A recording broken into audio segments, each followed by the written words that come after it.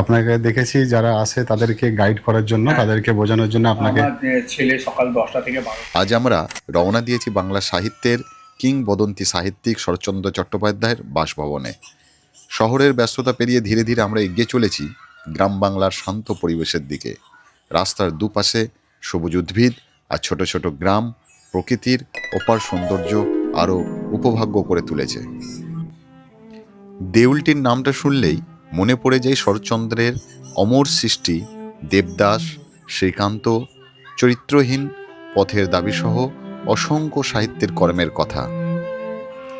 বন্ধুরা, আজকের ভিডিওয় আমরা জেনে নেব শরৎচন্দ্র কুঠির ইতিহাস এবং খুঁজে দেখব সেখানের নানান স্মৃতি।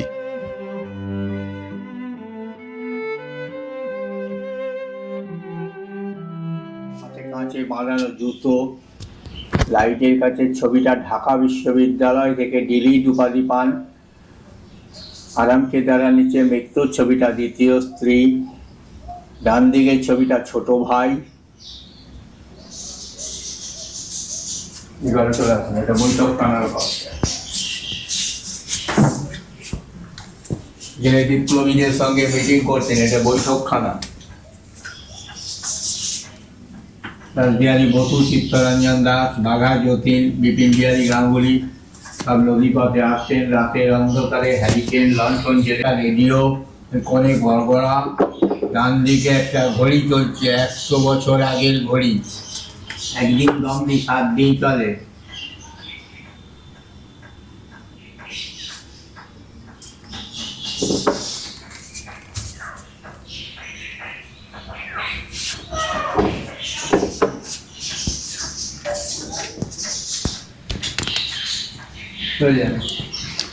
আগে জানলায় যান, সামনের জানলার মাটিতে চরকা আছে। হাওড়া জেলা কংগ্রেসের প্রেসিডেন্ট ছিলেন তখন জাতীয় কংগ্রেসের চিহ্ন চরকা।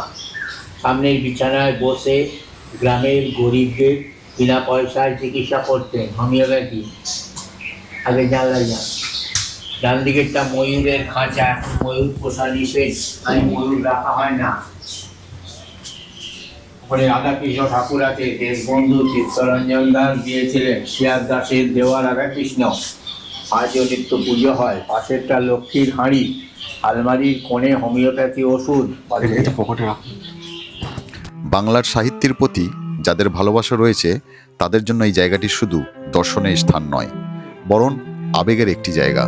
এখানে দাঁড়ালে আজও মনে হয় যেন কোথাও বসে রয়েছে বাংলার সাহিত্য চর্চা শরৎচন্দ্র চট্টোপাধ্যায়।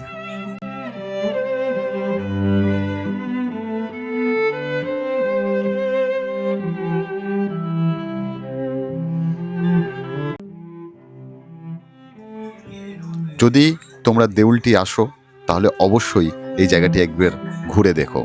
ইতিহাস, সাহিত্য এবং প্রকৃতির অপূর্ব মেলবন্ধন তোমাদেরকে মুগ্ধ করে তুলবে। এদিকে ধানের গোলা, ওই সামনে ওই যে টিনের ঘরটা, ওইটা ঠাকুর ঘর। ওইটা ওই রাধাকৃষ্ণ ঠাকুর, শরৎবাবু ওই ঘরে পুজো করতেন। 78 সালে বন্যার সময় ঠাকুরটা এখানে আনা হয়। এখন ওখানে কিছু নেই, ফাঁকা।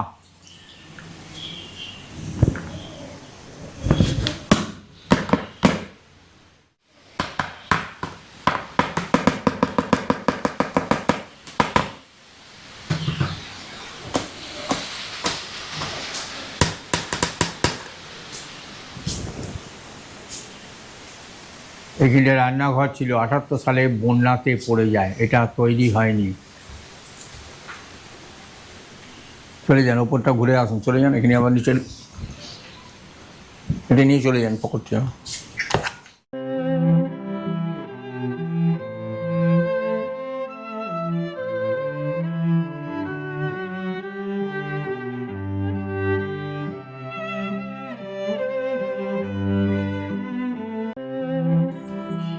বন্ধুরা, হাওড়া জেলার দেউলটির সামতাবের গ্রামে রূপনারায়ণ নদীর তীরে অবস্থিত এই বাড়িতেই শরৎচন্দ্র চট্টোপাধ্যায় তার জীবনের শেষ কয়েকটি বছর কাটিয়ে গিয়েছিলেন।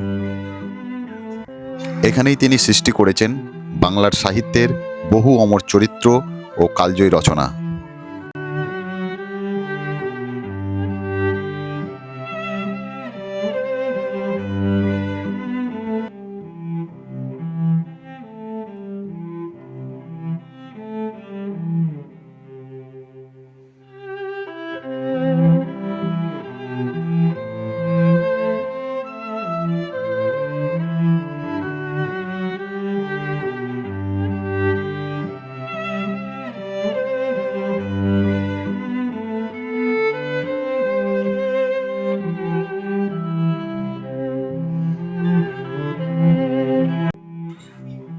চারিপাশে শান্ত পরিবেশ, সবুজ প্রকৃতি এবং নদীর মনোরম দৃশ্য আজও সেই যেন সময়ের স্মৃতি বহন করে চলেছে।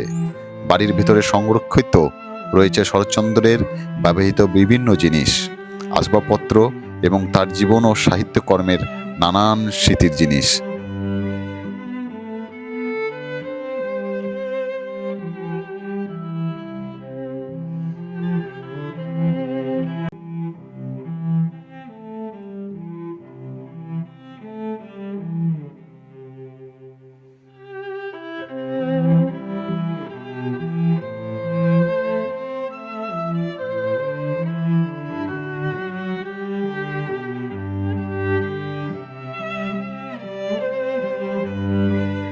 ভিডিওতে ধরে দেখাশোনা করছি।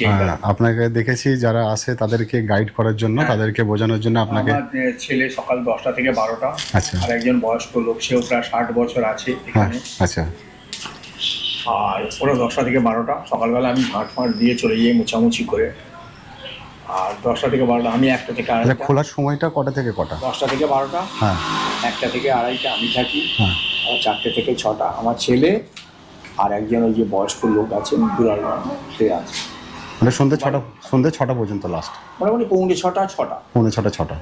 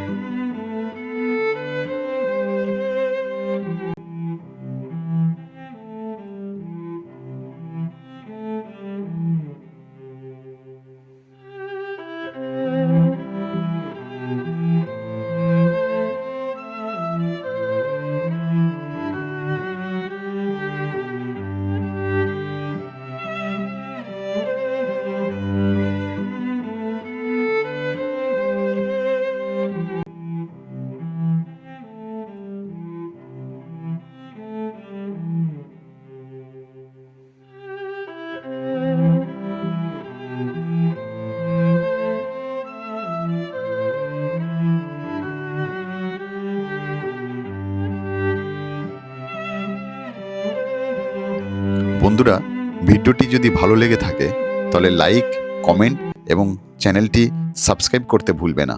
আবার দেখা হবে কোনো একটি নতুন জায়গা নিয়ে। ততক্ষণে তোমরা সকলে ভালো থেকো, সুস্থ থেকো।